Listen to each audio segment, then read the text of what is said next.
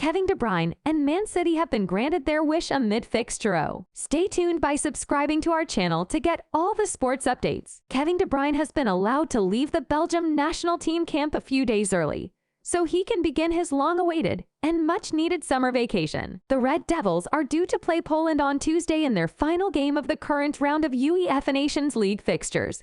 But the Manchester City star has been given permission to sit the game out after what has been a long and grueling season. Since the pandemic-disrupted 2019-20 season resumed in August 2020 with Project Restart, De Bruyne has barely stopped to catch his breath. The resumption of the league flowed seamlessly into Nations League fixtures and the start of the 2020-21 season, a 40-game campaign that saw the midfielder suffer several facial fractures in the Champions League final. He battled past that to represent his country at Euro 2020 just a few weeks later, where he suffered an ankle injury that severely curtailed his preseason and caused him to miss the opening month of City's 2020 Net 22 campaign. After recovering from COVID-19 in December, he played in 31 of City's 36 games, before joining up with his national team just a week after winning the Premier League title. In short, De Bruyne has played an awful lot of football over the past 2 years, making his recent criticism of UEFA's newish tournament entirely understandable. "The Nations League is unimportant in my eyes,"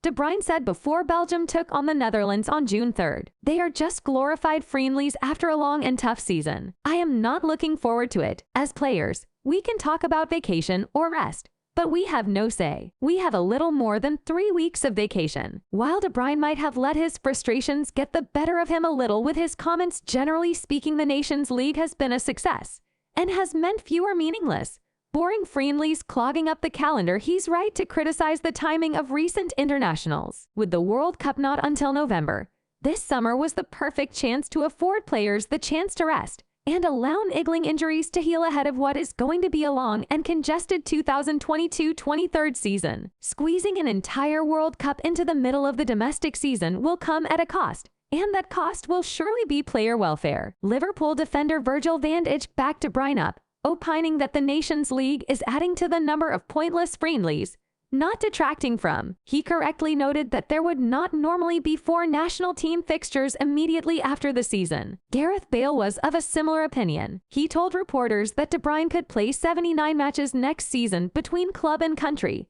a frankly unhealthy amount of games. "It's too much. Things obviously need to change," said the Welshman. "Every player will tell you there are way too many games. It's impossible to play at a high level for that many games. There will be consequences in the long term. People's bodies can't deal with that kind of calendar year after year." De Bruyne, Van Dijk, and Bale are all right.